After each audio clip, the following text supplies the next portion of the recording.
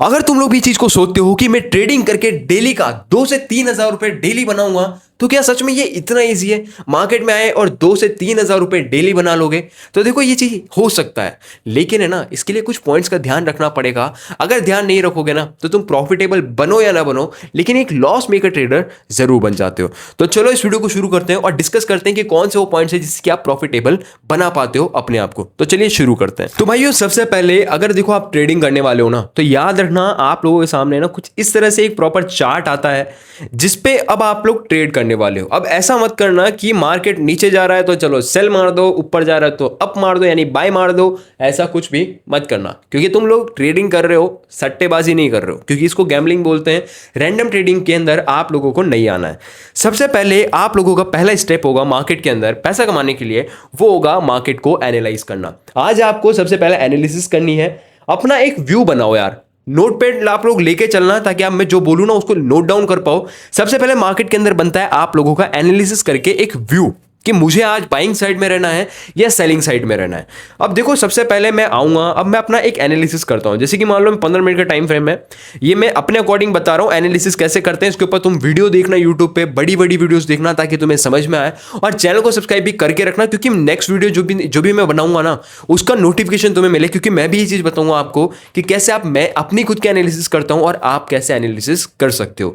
तो सबसे पहले मैं एनालिसिस करता हूं अपनी यहां पर। अब जैसे मान लो सबसे पहला मेरा काम है एनालिसिस करना। तो जैसे कि मैं अपना एक व्यू बनाता हूं आज का, ठीक है। तो यहां पे आप देखोगे मार्केट क्या कर रहा है अभी प्रेजेंट टाइम पे, आप लोग देखोगे एक रेजिस्टेंस में।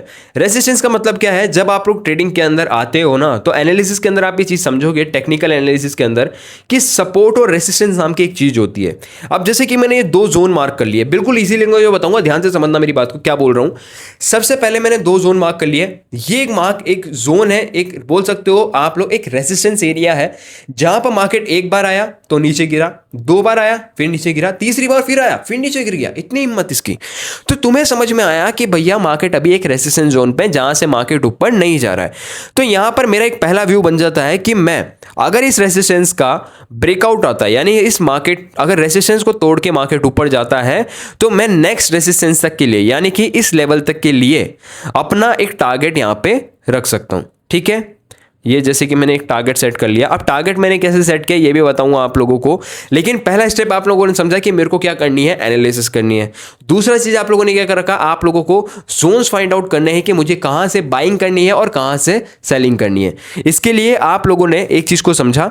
अब यहां पर जैसे कि यहां पर एक चीज हो गई कि मैं अगर ये से ऊपर जाएगा तो मैं यहां पे बाइंग करूंगा, लेकिन अभी क्या कर रहा है मार्केट, यहां पर कहीं ना कहीं सपोर्ट एंड रेजिस्टेंस पे ट्रेड कर रहा है। अब इसके बाद जो नेक्स्ट स्टेप आपके लिए आता है, एनालिसिस के बाद जो स्टेप 2 आपके लिए आता है, वो आता है आप लोगों का सेटअप आइडेंटिफिकेशन।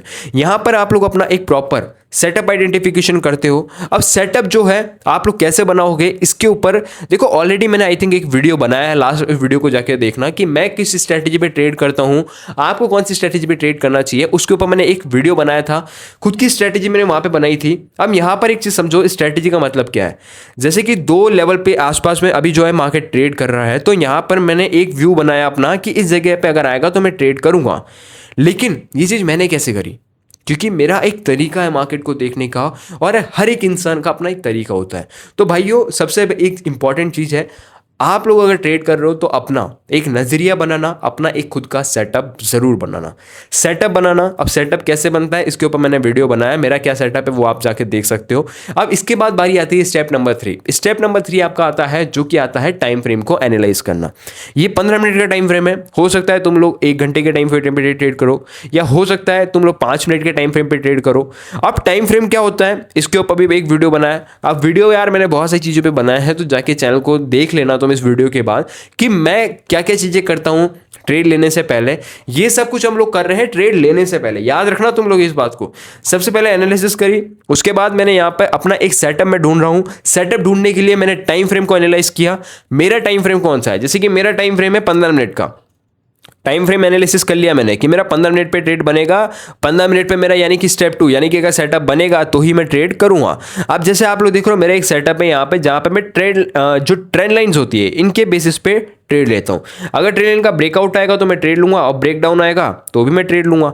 इस तरह से मैं ट्रेंड लाइन पे ट्रेड लेता हूँ। अब जैसे देख रहे हो ये ट्रेंड लाइन बनी मेरी यहाँ पे, जो कि अभी ब्रेक नहीं हुई है। अब ब्रेक नहीं हुई कैसे पता चला मुझे? क्योंकि क्लोजिंग नहीं है ये कैंडल की, तो मेरी स्ट्रेटेजी पे भी ट्रेड अभी बना ही नहीं है। अगर मेरा एक स्ट्रेटेजी है जिसके अकॉर्डिंग अगर इस ट्रेंड लाइन का ब्रेक डाउन आ जाता है तो मैं यहाँ से डाउन साइड के लिए इस लेवल तक यानी कि 600 पॉइंट तक के लिए क्या करूंगा, अपना टारगेट सेट करूंगा। अब इसके बाद आप लोगों ने समझा कि मैंने 3 पॉइंट बताया अभी तक। अब स्टेप 4 एक बात ध्यान से समझना, अभी तक हमने ट्रेड ली नहीं है। 4 स्टेप मैं आपको बताने वाला हूं, ये 4th स्टेप है ट्रेड लेने से पहले। अब यहां पर एनालिसिस हो गई, सब कुछ हो गया, अब ट्रेड लेने वाले हो आप लोग, तो स्टेप 4 याद रखना, आपको ट्रेड लेने से पहले आपको करनी होगी अपनी पोजीशनिंग साइजिंग। आपको कितना पैसा मार्केट को देना है ये याद रखना। अगर आपका 1 लाख का कैपिटल है तो आप अगर 5,000 को पे रिस्क ले सकते हो तो उसके अकॉर्डिंग अपने लॉट साइज को सेट करना। अगर 0.1 लॉट सेट कर दोगे तो तुम्हारा जो बोल सकते हो जो रिस्क होगा इस ट्रेड के अंदर तुम्हारे आराम से 5,000 रुपये चल जाएंगे, आराम से चल जाएंगे। अगर तुम पूरा 1 लॉट ले लेते हो तो फिर तो तुम पूछो मत, तुम्हारे ज्यादा पैसे भी जा सकते हैं। तो अपनी पोजीशन साइजिंग करो। पोजीशन साइजिंग का मतलब है उसी अकॉर्डिंग लॉट सेट करो कि मुझे 0.01 पे लॉट पे ट्रेड करना है, 0.1 पे ट्रेड करना है या 1 लॉट पे ट्रेड करना है। तो उसके अकॉर्डिंग अपने लॉट साइज को एग्जीक्यूट करना, लॉट साइज को समझना। उसके बाद आप लोगों का होता है नेक्स्ट स्टेप जो कि आएगा रिस्क टू रिवॉर्ड को आइडेंटिफाई कर लेना। रिस्क टू रिवॉर्ड को कैसे आइडेंटिफाई करते हैं? जैसे कि मेरा एक सेटअप है जिसके अकॉर्डिंग क्या होता है ना, अगर इसका ब्रेकआउट आता है, जैसे कि सोचो ब्रेकडाउन आता है। अगर इसका ब्रेकडाउन आएगा, ब्रेकडाउन आने का मतलब है कि मार्केट अभी इस जगह पे ट्रेड कर रहा है, जैसे आप देखना यहां पर था, आया ऊपर, फिर इसी ट्रेंड लाइन के अकॉर्डिंग ऊपर गया वापस से, जैसे कि इस जगह पे सपोर्ट बनाया फिर ऊपर गया, फिर इसी जगह पे दोबारा आया फिर ऊपर चल गया, अब इसी जगह पे दोबारा आ रहा हो और इस बार अगर इसने इसको ब्रेक डाउन किया तो मेरी यहाँ पे ट्रेड एग्जीक्यूट हो जाती है। अब ट्रेड एग्जीक्यूट हो गई तो ट्रेड एग्जीक्यूट होने के बाद है ना, मेरे को क्या करना है, अपना एक स्टॉप लॉस भी लगाना है। तो यहाँ पे मेरा स्टॉप लॉस कहाँ बन रहा है, देखो इस कैंडल के हाई पे, क्योंकि मैं सेफ चलता हूं तो मैं आराम से 400 पॉइंट का एसएल लेके यहां पे जा सकता हूं। और टारगेट में कितना लेके चलूंगा कि मेरे को अगर 400 पॉइंट का एसएल बन रहा है तो मैं यहां पे क्या करूंगा, 800 पॉइंट तक के टारगेट के लिए मैं आराम से यहां पे जाऊंगा। अब तुम अगर कॉन्फिडेंट हो तो यहां पर तुम कैंडल के हाई का भी स्टॉप लॉस लगा सकते हो, जो कि मैं अक्सर करता हूं। सेफ रहने के लिए आप लोग कैंडल के ऊपर तक का स्टॉप लॉस लगा सकते हो, लेकिन मैं क्या करूंगा, यहां पर आराम से कैंडल के हाई का स्टॉप लॉस लगाऊंगा, जिसके अंदर मेरा जो टारगेट बनेगा, जो स्टॉप लॉस बन रहा है वो लगभग 250 पॉइंट के आसपास बन रहा है। तो मैं टारगेट यहां पर लेकर चलूंगा 500 पॉइंट का, क्योंकि 1:2 का टारगेट हो गया कि अगर मैं 250 पॉइंट यानी कि 5,000 रुपये का रिस्क ले रहा हूं पोजीशन साइजिंग के अकॉर्डिंग। ये चीज़ हो सकता है तुम्हें शुरुआत में कंफ्यूजिंग लगे, लेकिन जो अगर थोड़ा एक्सपीरियंस हो ना तो मेरी बात को समझ जाओगे, और नए हो तो धीरे धीरे समझ जाओगे। समझे मेरी बात को? तो यहाँ पे 250 पॉइंट का हम लोगों ने स्टॉप लॉस लगा दिया और 500 पॉइंट का मेरा टारगेट हो गया। ठीक है, स्टेप 1।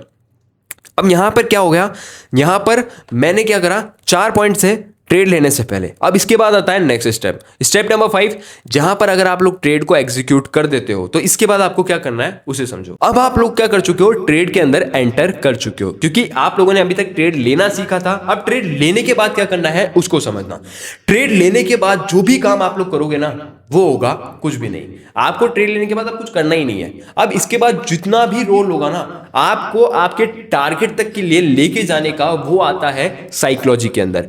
अगर आपकी साइकोलॉजी स्ट्रांग होगी तो आप लोग ट्रेड को होल्ड कर पाओगे, नहीं तो नहीं कर पाओगे। अब आप लोग सोचोगे यार क्या बात हुई है, साइकोलॉजी ट्रेड ले ली, अब बैठा रहूंगा ना यार आराम से टारगेट के लिए। लेकिन इतना ईजी नहीं होता। पता ही क्या होता है एक्चुअल में, जब आप लोग टारगेट के अंदर आ जाते हो, फॉर एग्जाम्पल समझना मैं क्या बोलना चाह रहा हूं। जैसे मान लो इसका ब्रेकडाउन आया, अब ब्रेकडाउन आने के बाद मार्केट जो है आराम से यहां तक गया और तुम्हें दिख रहा है यार मार्केट मेरे को 3,000 का प्रॉफिट दे रहा है, 2,000 का प्रॉफिट दे रहा है, तो तुम सोचोगे चलो इसको बुक कर लेते हैं, क्योंकि नहीं तो हो सकता है मार्केट यहां पे आया तो ये हो सकता है ऊपर भी चल जाए, कुछ भी हो सकता है ना, क्योंकि मार्केट है। तो तुम्हारे दिमाग में आएगा कि यार ऊपर भी जा सकता है, चलो चलो चलो बुक कर लेते हैं इसको।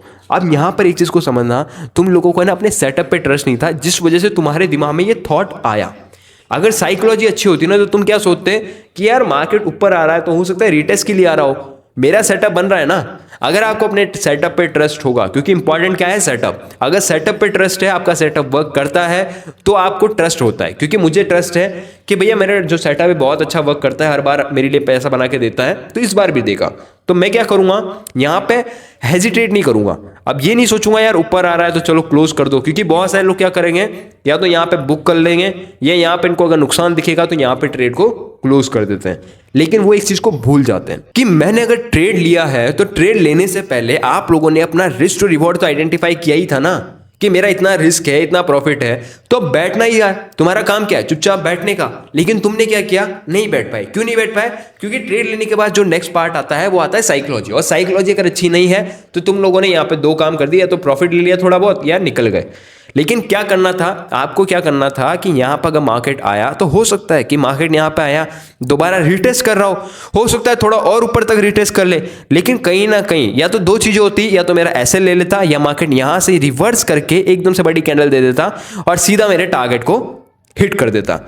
अब यहां पर ये मैंने ना छोटा सा आपको साइकोलॉजी एरिया बताया कि क्या क्या हो सकता था। अब आप लोगों को साइकोलॉजी को ना थोड़ा सा मास्टर करना पड़ेगा, तब जाके आप इस चीज को सीख पाओगे। और ट्रेड लेने से लेके ट्रेड लेने के बाद तक का क्या प्रोसेस था वो समझा दिया।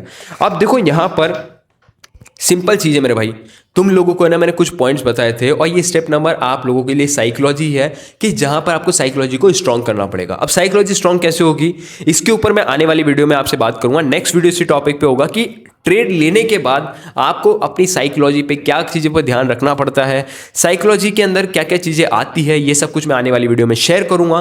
तो अब तुम्हारा क्या काम बनता है कि चैनल को सब्सक्राइब करके रखना, ताकि नेक्स्ट वीडियो जो मिले इजी लैंग्वेज में, जैसे अभी मैंने आपको समझाया, आई होप आपको समझ में आया भी होगा।